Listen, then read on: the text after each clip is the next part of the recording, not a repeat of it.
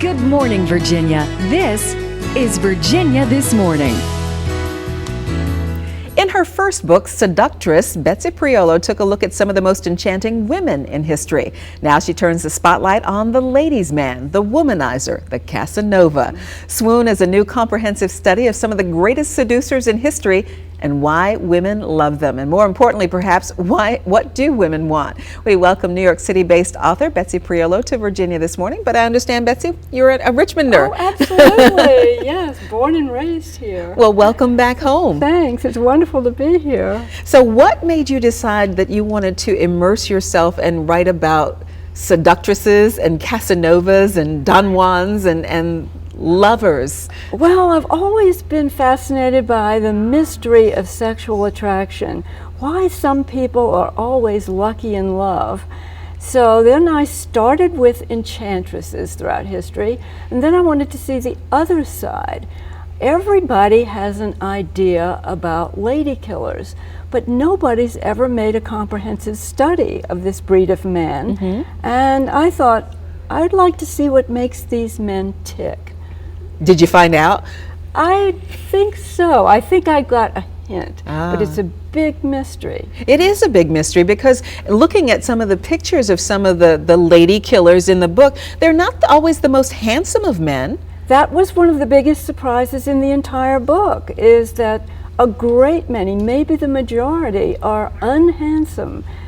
Gabriele D'Annunzio, who was the most remarkable lover of his time, was short and bald and had fat legs and wide hips, and yet he was an erotic sensation, adored by the most distinguished women, including the stage diva Eleanor Duse.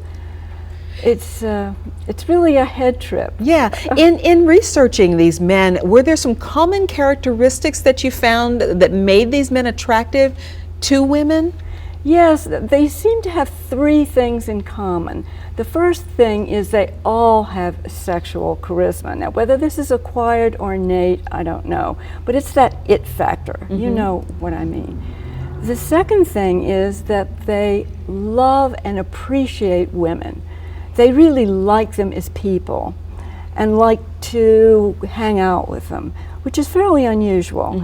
And the third thing is that they romance them with ardor and imagination and lots of good conversation. Now, one of the questions you do pose is, what do women want? So did you find out what we want when we're looking for the ideal man? Yeah, I think women want three things. I think they want to be charmed. Women have a pleasure meter, and they want men who move the needle. And I think the second thing they want is to be cherished. They want to be singled out. They want to be special. They want to be celebrated. And the third thing is they want to be romanced with passion and creativity perpetually, all the time. Did you find that in researching these ladies' men that a lot of them tended to be monogamous in their relationships, or did they tend to try to romance a lot of women at the same time? That's interesting. They're very talented at this, so it's hard not to spread the wealth. So a lot of them were polygamous, but the interesting thing is that many became monogamous as soon as they met their match, which was a seductress. So I found that rather fascinating. Even the men that I interviewed today, since I've interviewed them, 3 have gotten married because they met these extraordinary women. So there is a woman out there. I remember the big thing when Warren Beatty actually married Annette Bening. Everybody Perfect went, example. What? He got married, and that kind of is the same kind of thing that you're talking about. When they find that match, then they lock it down. Right. It's all about parity. It's about equality. What was the most fascinating thing that you found out when you were doing research for this book? Well, the most fascinating thing, I think, was the fact that these men aren't the high testosterone he-men that I had expected. Many of them have a very strong feminine streak. And if you take someone like Gary Cooper, he's the film icon of American manhood. But he combined this feminine sensitivity and tenderness and so forth, along with his masculine swank. Women were all over him.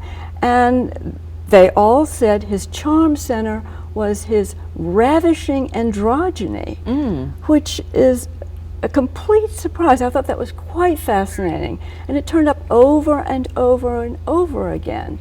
Even Lord Byron, who looked like a woman dressed as a man, he had that interesting mix. It's a mystery. It's a fascinating read. Thank you so much, Betsy, for coming in today. Well, thank you so much. I really enjoyed it. You're welcome. And you can meet Betsy Prioleau today at 5 to 7 o'clock at Barnes & Noble at Libby Place, and tomorrow at 6:30 at the Fountain Bookstore in Shockoe Slip, a fascinating book called Swoon. And that wraps up this Tuesday edition of Virginia This Morning. Carrie and I will see you later on the CBS 6 News at noon. Have a great day.